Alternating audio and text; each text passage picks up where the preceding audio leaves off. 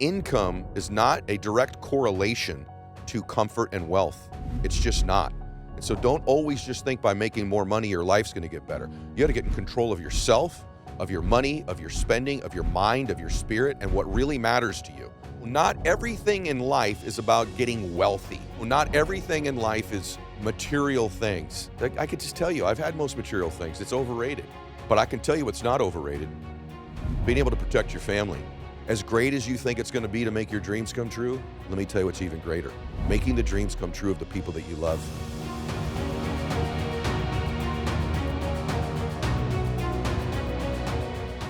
Welcome back to the show, everybody. So I'm really excited about this week's show because it's going to be a little bit different.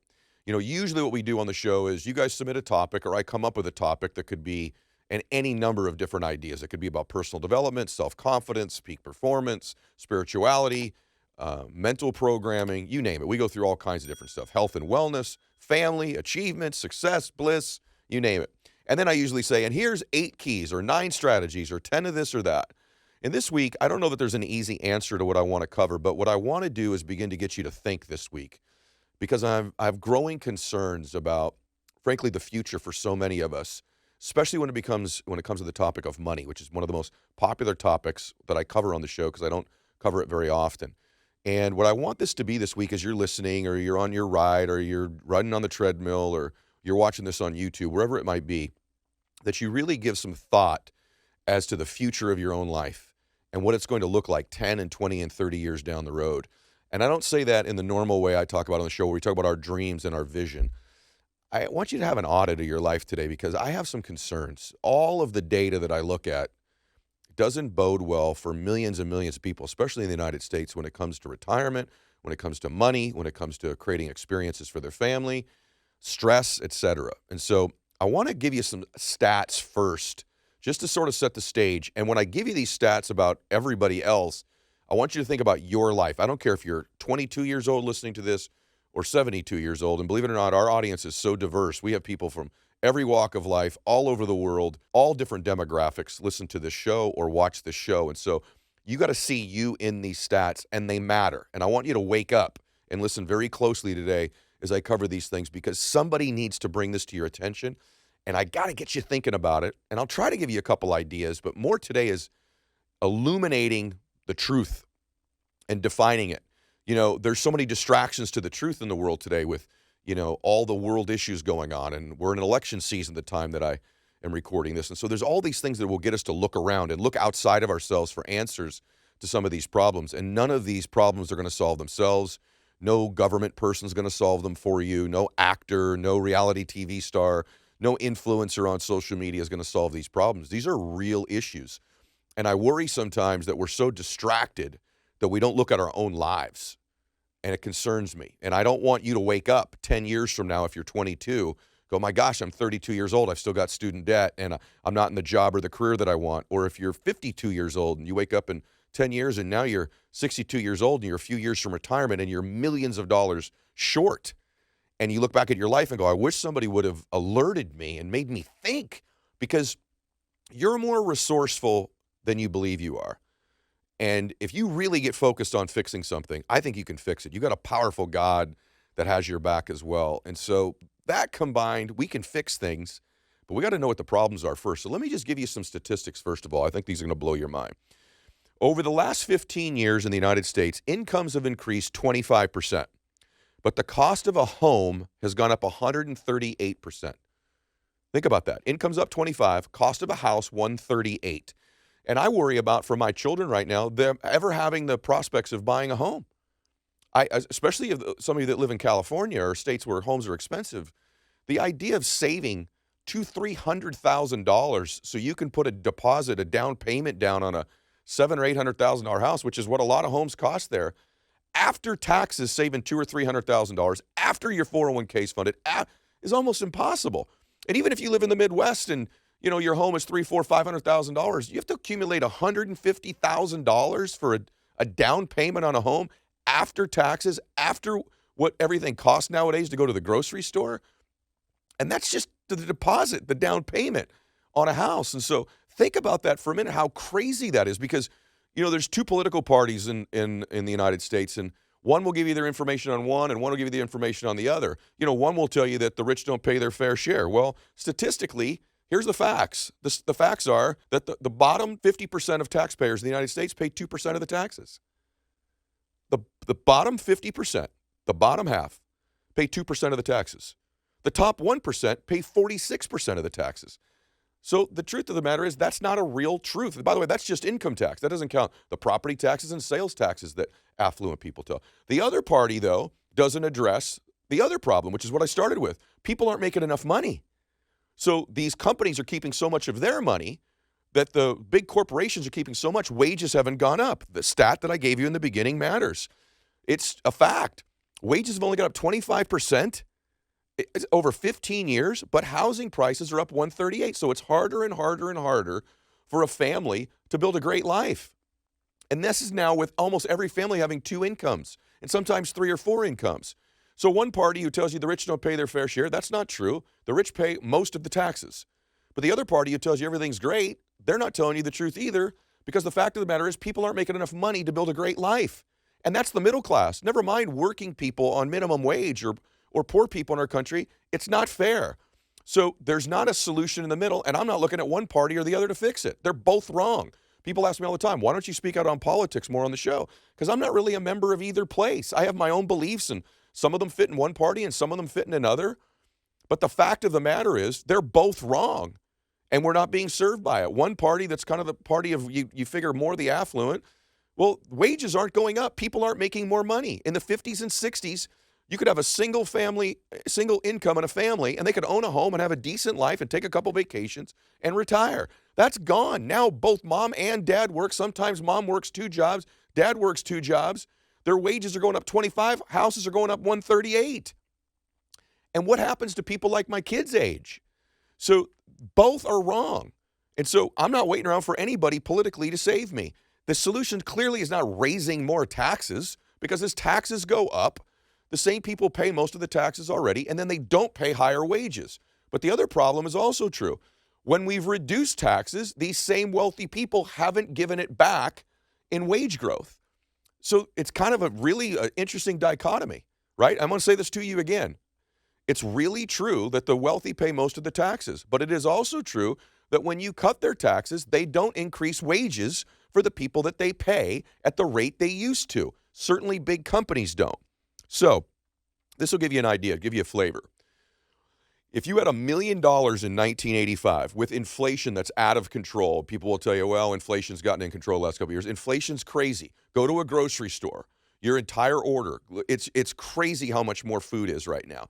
And wait till gas prices go back up. So in 1985, if you had $1 million, to this day in 2024, the same price, the same value of that $1 million, you would need $3.1 million to provide the same level of wealth that $1 million did in 1985. Now, let me ask you a question. How many of you currently have $3.5 million saved right now? And by the way, what will you need 20 and 30 years from now? This idea that, you're a millionaire, that was a big deal in 1985. Being a millionaire today is not in any way a super extensive lifestyle like it once was. That's a term, I have a friend of mine go, hey, so-and-so's a 6-figure earner. And as if that's an impressive thing or that they're wealthy. Well, 6 figures was a lot of money in 1985. It's not a lot of money in 2024. Not with what things cost. And if you're not at 6 figures, where are you? You're really falling behind. And that may not be of no fault of your own. It blows my mind that a school teacher in our country can't make 6 figures. It blows my mind that, first responders don't start off in many cases at 6 figures. It blows my mind what companies pay people for the positions they're in now. It also blows my mind that the solution is just to tax the people that pay all the taxes anyways. And so, a couple more stats, okay? The average American right now has a $48,000 car, and their average salary is $45,000. Think that through. The average person, their salary a year is less than how much their car costs them to buy. The average person who makes $100,000 a year also owns 2 cars and their family, and those cars are valued at $127,000. So it turns out, actually, the person who thinks they're doing well, they're doing worse than the person who knows they're not doing well. You make $100,000 a year, both your cars are worth $127,000. You paid for them. So most people spend more money on their car or cars than they do what they actually make in a year. This is scary stuff, okay? The average person also carries about $70,000 of student or consumer debt combined right now to this day.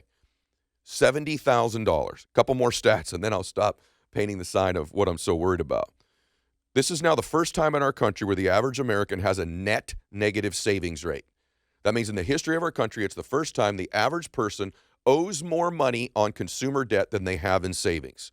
They owe more money on credit cards, they owe more money on student loans than they actually have saved. And most people, most of their savings is through forced savings at their job, through a 401k, and that money's not been taxed yet. And most people don't even understand that. And so that is not, you say, oh, I got $70,000 in my 401k. No, you don't. You have $70,000 before the taxes in your 401k. And then you got to ask yourself a question. When you retire 10 years from now, 20 years from now, 40 years from now, are taxes likely to be higher or lower at that time? So then let's just say they were 40% then. So that's $70,000 you've got is now $45,000, right? So, hey guys, it's been said that we really have two ages. There's our true age and our biological age. So a medical test can show you your biological age, and it can show you if your body's aging prematurely. Better nutrition has been shown to help reverse one's bioage. My hope of living longer and especially healthier is why I take Field of Greens. Field of Greens is an organic superfood and a vegetable drink unlike any other. It's serious nutrition. Listen to this. Field of Greens was approved for a university study that doctors may believe help lower your biological age. That generally means better health. Each fruit and vegetable in Field of Greens was selected by their doctors to help support vital bodily functions like heart, liver, kidneys, your metabolism and even your immune system. Only Field of Greens is backed by this better health promise. If in your next doctor's visit, your doctor doesn't tell you that your health is improved, Field of Greens, they'll refund your money. Join me for better health and 15% off plus free shipping. Visit fieldofgreens.com and use promo code ED. Fieldofgreens.com, promo code ED. So this is scary stuff, and we don't ever stop and think about it because we just kind of go on with our lives. I'm voting for so-and-so. I'm voting for the other one. And all these things that are worthy of our attention end up distracting us from our own life. And I want to say this to you again. No one's coming to save you. Nobody's coming to save you. I don't know about you, but I don't come from a family that has any money. So I didn't inherit any money. I'm not going to inherit. In fact, I've inherited a little bit of debt, right? I'm not going to inherit money. No one's going to come with a magic, pot of gold and pay off all my bills. No, that wasn't going to happen for me. I don't come from that type of a family, and my guess is 99.9% of you don't either. And all you've done is try to win in your life. You played the game the way you were supposed to play it. And I'm telling you that this is the reality now, and it's not getting better. The trends are getting worse. So I don't know what you feel, but I feel like, what if I could change my life? And then there's this other thing coming, and that is there's a revolution happening in the economy with AI. And if you start to study what's happening with artificial intelligence, we've always had AI, by the way. But now what it's able to do and what they're programming it to do is going to eliminate many careers. And if it doesn't eliminate them, it's going to make their wages suppressed because these robots will be able to do things on an automated basis that a human being can do. And so you won't need, supply and demand will tell you that either it's going to eliminate millions of jobs or it's going to further suppress and reduce what people get paid to do them. This is a real thing. And I know some of you say, well, I'm in the trades, that doesn't affect me. Yes, it does. They're building robots right now that can flip and do drywall. They're starting to learn how to 3D print a house. These are real things. There's a prospect over the next 10 to 20 years that millions of jobs could be eroded. And the stats I just gave you, this is the current economy before things get suppressed. And that hopes that there's no major event that happens, no major terrorist event around the world, at least in the United States. They're happening around the world. Or that there's one big world type war. I didn't mean you to tune in today to get to the negative. What I did is to say, okay, wake up. What are you going to do? And I want you to ask yourself, you know what? I'm never going to retire at my pace. Not the way I'd like to live my life.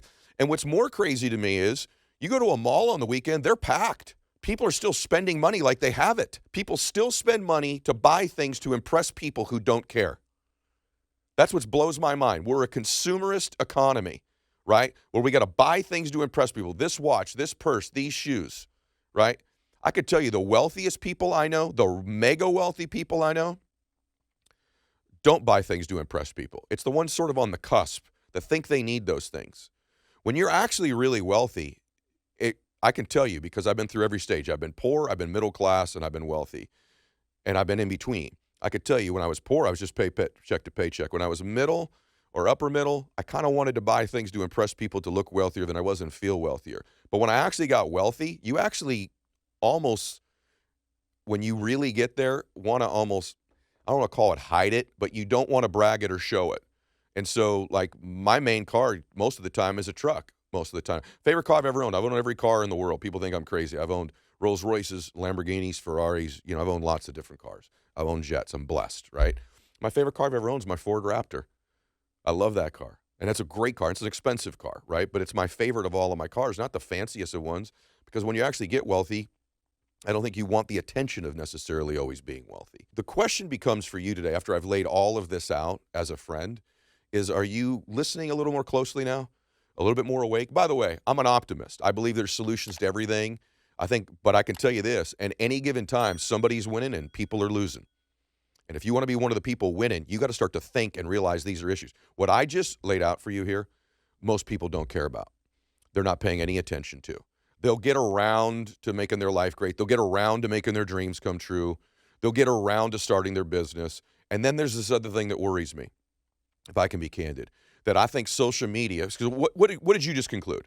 What you just concluded is, man, I need another income. I need to control my future. I need to start a business. I need to start another business. I need a secondary income. If I've got a job, maybe I should start to find something part-time that could supplement my income, get me a side hustle that I could supplement my income with, and then maybe that turns into a full-time gig. Maybe I need to start to study and learn a new trade or a new craft that's not going to be replaceable. Maybe I got to go start to chase my passion again, right? I want to become an entrepreneur. And a lot of you that are listening to this are entrepreneurs. And here's one of my biggest concerns. I think social media has made entrepreneurship ridiculous. It makes it look easy. It makes it look like everyone's driving Lambos, everybody's on a yacht, everybody's taking vacation. It's a cakewalk. It's easy. Everyone's giggling and chuckling. They're at events. They're jumping up and down and singing and praying and blah, blah, blah, blah, blah. Entrepreneurship isn't like that. So if you want to be an entrepreneur, it's a grind. It's difficult. As hard as you think it is to be an entrepreneur and build a great business, a million times harder. It's a grind. It's mentally taxing. There's early mornings, late nights. People let you down. There's ups and downs. There's no predictable income. And the real entrepreneurs that are listening to this right now are like, amen, Mylett, man, tell them, right? This stuff's hard. Building a great life is difficult. It's not easy, right? And you almost got to be like put on armor and go, I'm going to go do something great with my life. And I'm going to have to wake up. I'm going to have to make some changes. I'm going to have to build some new skills. Because here's what I know. The cream always rises to the top. If you get mega skilled at something, you become great at something that solves people's problems, that you're passionate about, okay? I believe it rises to the top. But average ordinary skills, average ordinary thinking, average ordinary life produces average ordinary results. And I think it's heading in a direction where so many people are going to be in a bad place. You have to be great. You have to get great at it. You have to be the best at it. And I don't know that enough people, at least in my case, I'm going to say it to you today, you got to get great at what you do. Are you the best in the world at what you do? Are you working on your skills? Are you working on your abilities? Do you get up most mornings fired up about your life? By the way, are most of your days difficult? Because if they are, that's a great sign that you're doing something awesome, right? If most of your days you're like, I don't know how I'm going to fix this, I can tell you that's what entrepreneurship is. And if you're not an entrepreneur, what is your answer to this stuff I just shared with you? And maybe it's that you're going to get so great in your chosen career that you're so awesome that the people in your company or industry can't deny you, and you're going to get promoted and make progress in that career.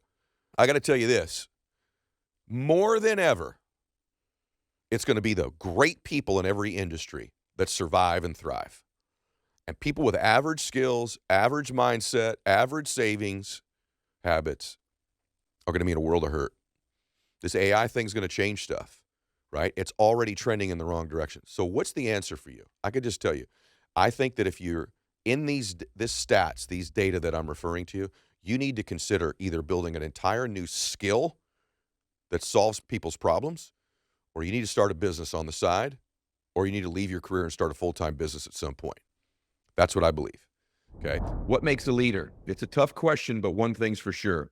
A true leader leads by example, and a true leader takes risks too. They plunge into life with determination. For For those who lead by example and who approach life with a palpable passion, there's the Range Rover Sport. Each Range Rover Sport model offers a dynamic, sophisticated take on sporting luxury. The Range Rover Sport offers focused on-road performance and world-renowned off-road capability with industry-leading features like adaptive off-road cruise control that monitors ground conditions and acclimates to the present terrain. Agility, control, and composure are achieved with dynamic air suspension, and adaptive dynamics reduces unwanted body movements to deliver smooth and composed handling. True sophistication and excellent maneuverability, all in a seriously stylish package. Sophisticated refinement meets visceral power in the Range Rover Sport, a new dimension of sporting luxury. Build your Range Rover Sport at LandRoverUSA.com. I think you got to get so great that you're undeniable. So great that the market demands you. And more, it's not going to be good enough to be in the average. You go to that mall on the weekend and watch people spending money on those tennis shoes and that purse and that shirt and, guys, whatever your pair of pants that you got to have. You watch those people, okay? Then you go through what they think about, what they're planning on doing on Sunday night to start their week Monday. Most of them are just autopilot. They're going to get in their car. They're going to go to the same place. They're going to do the same thing. They're going to clock in. They're going to clock out. They're going to go spend money they don't have. They're going to put money into their 401k that they're not going to get for a million years, then get taxed on. And they're just going to hope that someday stuff changes. And if that's you, I want to challenge you today. Say, no, that's not the life I want. I'm going to take control of my life. I'm going to take control of my life by being aware, by being a saver, and I got to make more money. I got to help more people. And no, not everything in life is about getting wealthy, okay? No, not everything in life is, my gosh, about, material things. I could just tell you, I've had most material things. It's overrated. But I can tell you what's not overrated. Being able to protect your family. Being able to care for your family. Many of you are going to be in a situation someday, or are currently, where you're going to have to take care of your children and your parents at the same time. Right now, you're having a hard time just taking care of yourself. Right? That's probably coming. What's not overrated is being able to call shots in your life, being able to give to the charity or the church that you want to, be able to help out a family member in need. What's not overrated is being proud of yourself. What's not overrated is being great. What's not overrated is overcoming a bunch of adversity and difficult times and being proud of yourself for how tough and resilient you are and getting to the other side of it. As great as you think it's going to be to make your dreams come true, it's pretty damn good. But let me tell you what's even greater. Making the dreams come true of the people that you love. Being the rock in your family. As I call it, the one. And every family that wins, that's happy or faith-based or wealthy, any one of the three or all of the three, there's one person that changes that family forever generationally. One person rises up and says, I'm the one. I'll take the shots. I'll take the risks. I'll get up early. I'll stay out late. I'll get great in my career so that I'm undeniable. Or I'm going to get great in my career and start a business. Or even though I'm full-time hustling, I've got a side hustle for my family that I want to win in.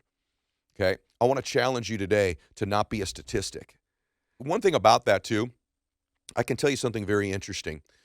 My friends that make $50,000 to $60,000 a year, by and large, are actually doing slightly better than my friends that make between 80 and 110. You think that's impossible? Well, here's why. The ones that are making $50,000 and $60,000 a year, by necessity, every single month, they're smart with their money. They're smart with their home purchase or their apartment rent. They're smart with their car purchases, where they spend money on food, the different things they buy. They're smarter. And once you get to that 80 to 110, you become somewhat delusional. You start thinking you're pretty wealthy. You start thinking you're pretty successful. You start imagining that this income is just going to keep going up all the time. And I find that a lot of people between 80 and 110, 80 and 120 aren't self-aware at all. They start buying a car they can't afford.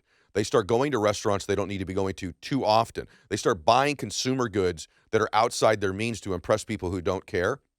And ironically, that's sort of the delusional state.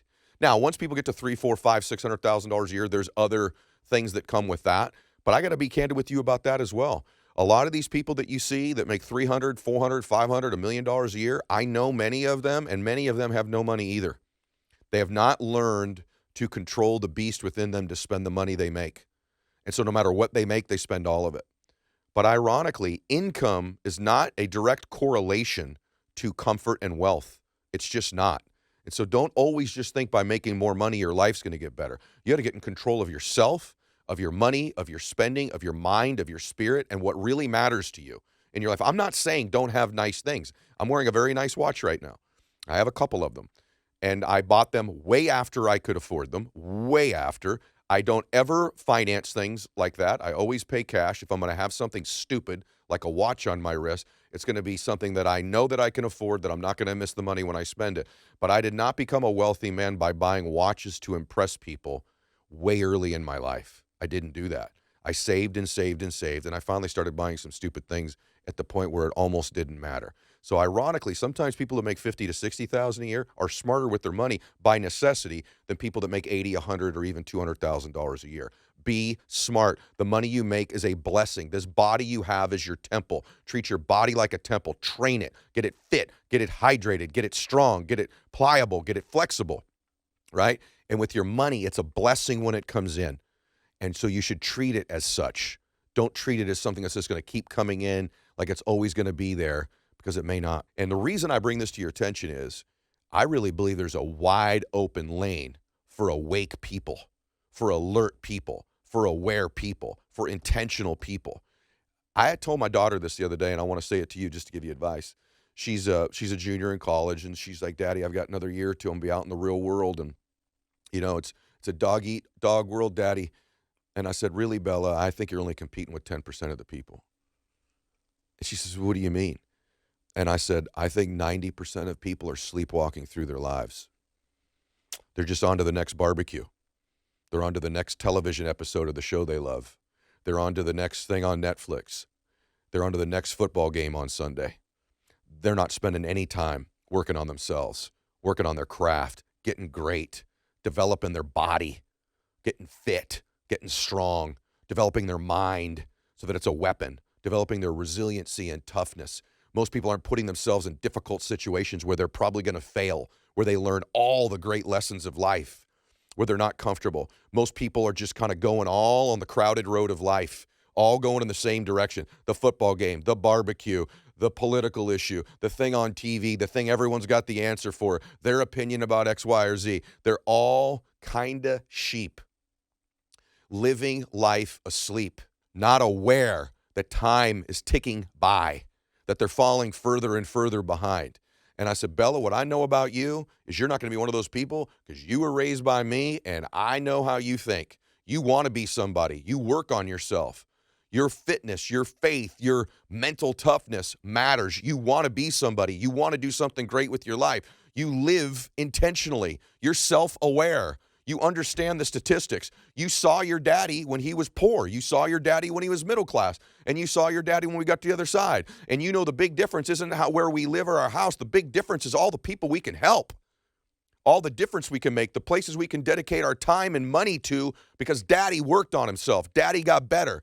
And daddy's not that talented. Daddy's not that smart. But daddy will fight for his family. Daddy will fight to win. Daddy's not going to be a statistic. The Mylett family, the world's not going to have their thumb on our family anymore.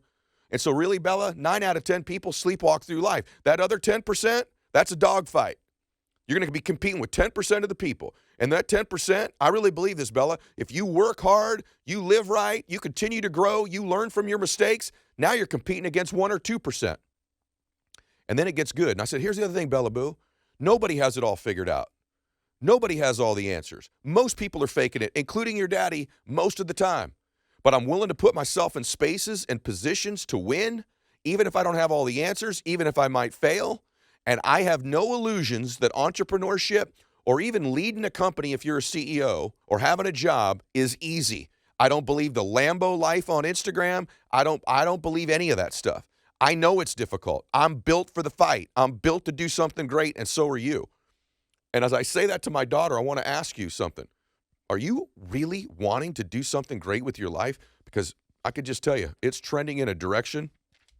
You guys, $1 million and 85, you need $3 million for the same now? The average person's car costs more than they make a year? And maybe you listen to you, well, wait a minute, I just did the math. That's not true for me. I mean, I make $80,000 a year and my car was only $50,000. Did you hear what you just said? Did you hear what you just said? That's not going to work. That's not going to work. And by the way, you will never stop working at this pace. And so I just want to challenge you, sister or brother. This week is just sort of a wake-up call about where the world is, and you can decide based on what I described where you fit in it and where you want to fit in it. But I can tell you this, no one's coming to save you. It's time, a lot of you guys out there that are leading families, it's time not to be a boy anymore. It's time to be a grown man and win for your family. You hear me? It's time to step up.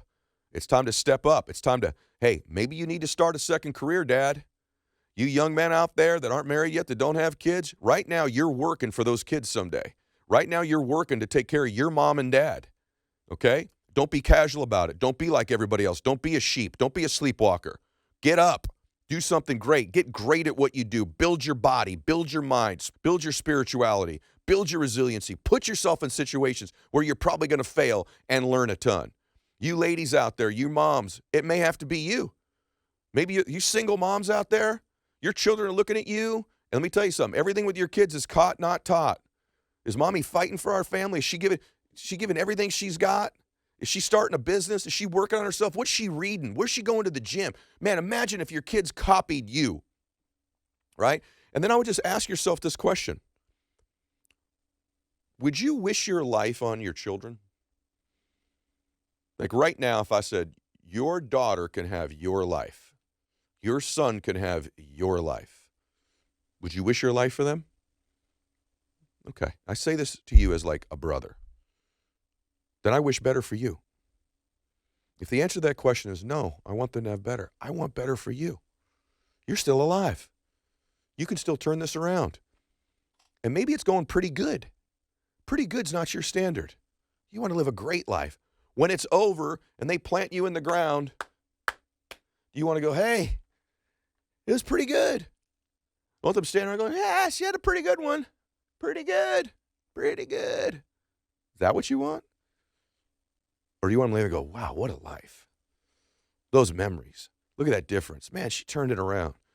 At that age, she turned it around. She started a business. She wrote a book. She started speaking. She started that career. She did this. She did that.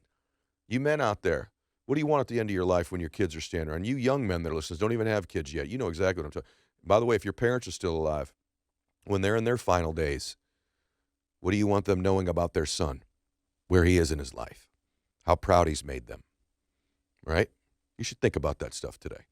And I believe there's a lane for you. I believe that lane is shrinking, but in some ways it's wide open because more and more people are going down the road that I've described. And if you can just not go with the flow, just don't go where everybody else is don't. Don't go with the in crowd. Go the different direction. Here's a rule of thumb. When everybody's going one way, you go the other because you're going the great way. All right, you guys, I told you, not everything's a solution this week. It's a challenge. Here's the stats. Here's the world. Where do you fit into it? And what do you want to do about it? And I'll be back next week with a show that can help you with some specific recommendations of how to change your life in some area that matters most to you. All right, everybody. God bless you. Max out your life.